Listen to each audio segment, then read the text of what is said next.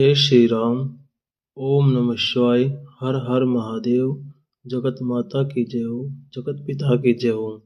आज हम आपको एकादशी व्रत धारण की सफलता के बारे में बताना चाहते हैं। राजा जनक तथा राजा सागर ने संपूर्ण मनोकामना को प्राप्त किया था। रामचंद्र जी ने भी एकादशी का व्रत धारण कर कर सफलता प्राप्त की थी। अब मैं तुम्हें रामचंद्र जी की कथा सुनाता हूँ। राजा दशरथ के पुत्र रामचंद्र जी बड़े प्रतापी थे। भाग्यवश उन्हें वनवास प्राप्त हुआ। वह लंका का राजा रावण उनकी पत्नी माता सीता को हर ले गया। तब रामचंद्र जी सीता का पता लगाते हुए पंपापुर में जा पहुँचे। वहाँ हनुमान से भेंट हुई। उनकी सहायता से वे सेना एकत्रित कर समुद्र के तट पर पहुँचे।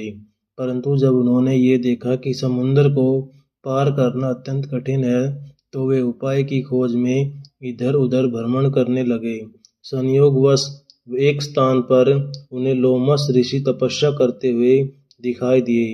तब उन्होंने ऋषि के समीप पहुंचकर सब वृतांत कह सुनाया और ये प्रार्थना की कि आप मुझे कोई उपाय बताएं, जिसके आश्रय से मैं सेना सहित लंकापुरी में पहुंचकर रावण का संहार कर सकूं। हे नारद, रामचंद्र जी की प्रार्थना सुनकर लोमस ऋषि ने ये उत्तर दिया, हे राम, प्रथम तो तुम विष्णु जी के अवतार हो, दूसरे भगवान शिव जी के परम भक्त हो। वे सभी कार्य सिद्ध कर देंगे।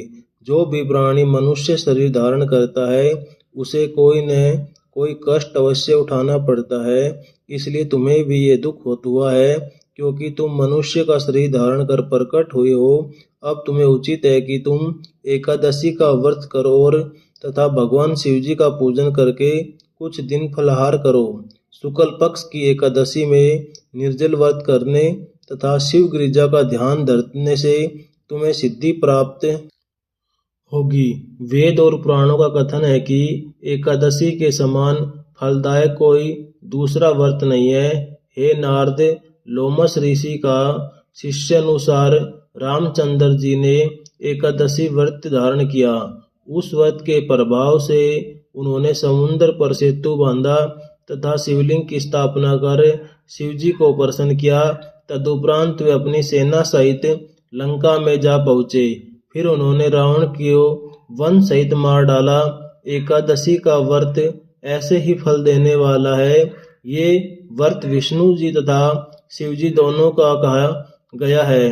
इस व्रत को करने से शिव जी तथा विष्णु जी दोनों ही प्रसन्न होते हैं। इस व्रत का महात्म्य सुनने से भी दोनों लोकों में आनंद की